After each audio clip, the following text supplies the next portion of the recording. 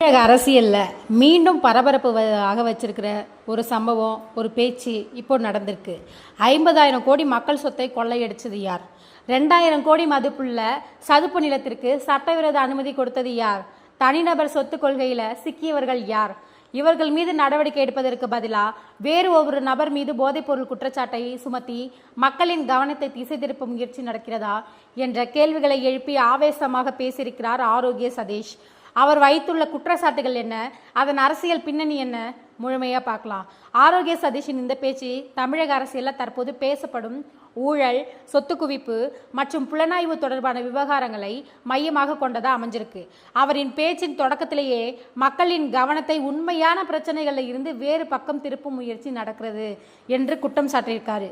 அரசியலில் பெரிய அளவிலான ஊழல் குற்றச்சாட்டுகள் பேசப்படும் நேரத்தில் ஒரு குறிப்பிட்ட நபரை போதைப்பொருள் வழக்குடன் இணைத்து விவாதத்தை மாற்ற முயற்சி நடப்பதாக அவர் சொல்லியிருக்கிறாரு.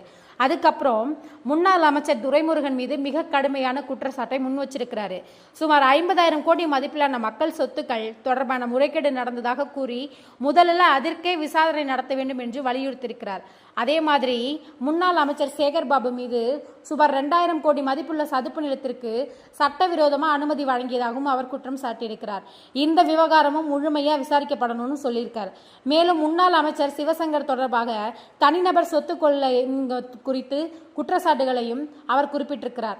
மக்கள் சொத்து, தனிநபர் சொத்து என எந்த வகையான முறைகேடாக இருந்தாலும் சட்டம் அனைவருக்கும் சமமாக இருக்கணும் என்பதே அவரது வாதமாக இருக்கு. இதற்கிடையில் கட்சி நிதி தொடர்பாகவும் அவர் முக்கியமான கருத்தை முன்வைக்கிறார். தற்போது நடைபெற்று வரும் விசாரணைகள் கீழ்மட்டத்தில் மட்டும் நிற்காது என்றும் அந்த பணம் இறுதியில் யாரிடம் சென்று சேர்கிறது என்பதையும் புலனாய்வு அமைப்புகள் கண்டுபிடிக்கும் என்று அவர் நம்பிக்கை தெரிவிச்சிருக்கிறார். அவர் என்ன சொல்லியிருக்காரு அப்படின்னா, விசாரணை முன்னேறும்போது பல முக்கிய அரசியல் பிரமுகர்களின் பெயர்கள் வெளிவராமல் இருக்கலாம் என்றும் சட்டத்தை மீறியவர்கள் நீதிமன்றத்தின் முன் நிறுத்தப்படுவது தவிர்க்க முடியாத ஒன்றாக இருக்கும் என்றும் சொல்லியிருக்கிறாரு. இந்த பேச்சின் மூலம் உண்மையான ஊழல் குற்றச்சாட்டுகளுக்கே முன்னுரிமை அளிக்க வேண்டும், மக்கள் கவனத்தை வேறு விவகாரங்களுக்கு மாற்றக்கூடாது என்பதையே அவர் வலியுறுத்தியிருக்கிறார்.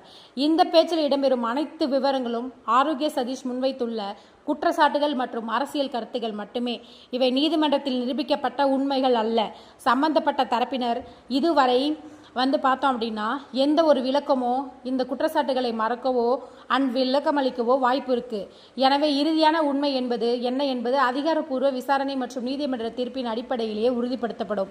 ஆரோக்கிய சதீஷ் முன்வைத்துள்ள இந்த குற்றச்சாட்டுகள் தமிழக அரசியலில் புதிய விவாதத்தை ஏற்படுத்தியுள்ளன.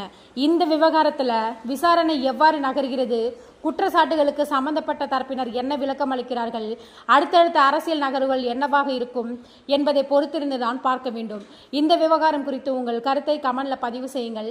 இதுபோன்ற அரசியல் மற்றும் நடப்பு நிகழ்வுகளின் ஆழமான பகுப்பாய்வுகளை தொடர்ந்து பெற எங்கள் சேனலை சப்ஸ்கிரைப் செய்து இந்த வீடியோவை லைக் பண்ணுங்க. இதுவரைக்கும் சப்ஸ்கிரைப் பண்ணாமல் வீடியோ பார்த்துட்டு இருந்தீங்கன்னா மறக்காமல் சப்ஸ்கிரைப் பண்ணி பக்கத்தில் உள்ள பெல் ஐக்கானையும் ப்ரெஸ் பண்ணிக்கோங்க. நன்றி.